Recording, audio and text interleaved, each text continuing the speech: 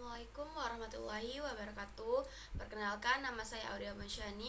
Jadi saya di sini akan mempresentasikan hasil dari kelompok 4 dengan makalah yang berjudul Aksiologi, dosen pengampu Dr. Hervinio K. Pradista SHIMA.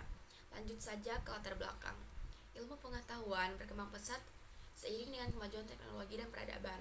Namun, ilmu tidak hanya membahas hakikat dan cara memperolehnya, tapi juga nilai dan manfaatnya dalam kehidupan. Aksiologi penting karena ilmu harus berlandaskan moral dan etika. Tanpa perkembangan ini, ilmu dapat berdampak negatif seperti pencemaran lingkungan, penyalahgunaan teknologi, dan ketimpangan sosial.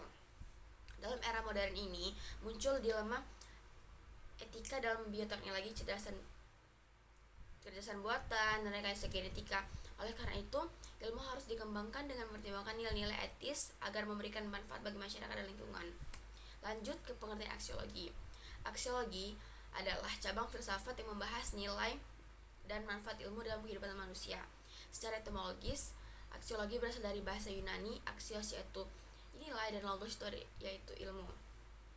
Menurut Jujun S. Surya Sumantri, aksiologi membahas bagaimana ilmu digunakan dan dampaknya terhadap manusia serta lingkungan. Lanjut, aksiologi itu dalam filsafat ilmu mencakup 3 aspek utama.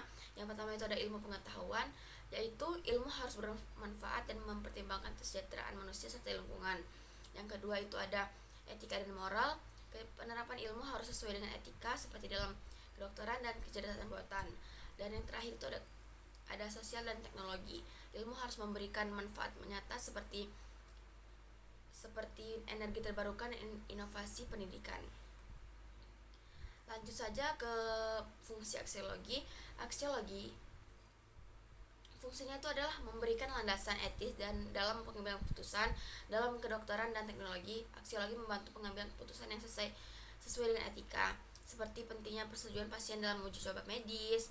Dan yang kedua itu ada membantu masyarakat menggunakan ilmu secara bertanggung jawab. Ilmu tidak hanya untuk ilmuwan, tapi juga masyarakat. Contohnya, pemanfaatan sumber daya alam harus dilakukan secara bijaksana untuk keberlanjutan lingkungan. Yang ketiga itu ada menyeimbangkan kemajuan ilmu dengan nilai sosial dan kemanusiaan. 5.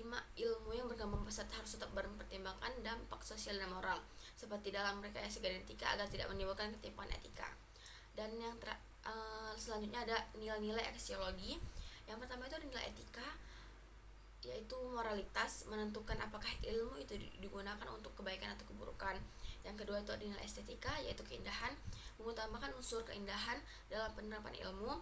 Yang ketiga itu ada nilai pragmatis, yaitu manfaat, menekankan kegunaan ilmu dalam kehidupan sehari-hari. Yang ketiga itu ada nilai sosial, yaitu ilmu harus berdampak positif bagi masyarakat. Yang kelima itu ada nilai kemanusiaan, yaitu ilmu harus menghormati hak asasi dan martabat manusia. Kesimpulannya itu adalah aksiologi berperan penting dalam memastikan ilmu pengetahuan digunakan secara bertanggung jawab dan berdampak positif bagi manusia serta lingkungan. Selain mencari kebenaran, ilmu harus memiliki manfaat nyata dan mempertimbangkan aspek etika serta moral. Fungsi utama aksiologi itu adalah mencakup penentuan tujuan ilmu, pengawasan pengambilan keputusan. Dengan aksiologi, ilmu dapat berkembang secara seimbang tanpa mengabaikan nilai sosial, kemanusiaan, dan keberlanjutan. Oleh karena itu, pemahaman dan penerapan prinsip aksiologi sangat penting agar ilmu pengetahuan benar-benar bermanfaat bagi kesejahteraan manusia dan kemajuan peradaban. Cukup, mungkin itu saja presentasi dari saya. Kurang lebihnya saya mohon ampun pada Allah. Wabillahi taufiq wal hidayah. Wassalamualaikum warahmatullahi wabarakatuh.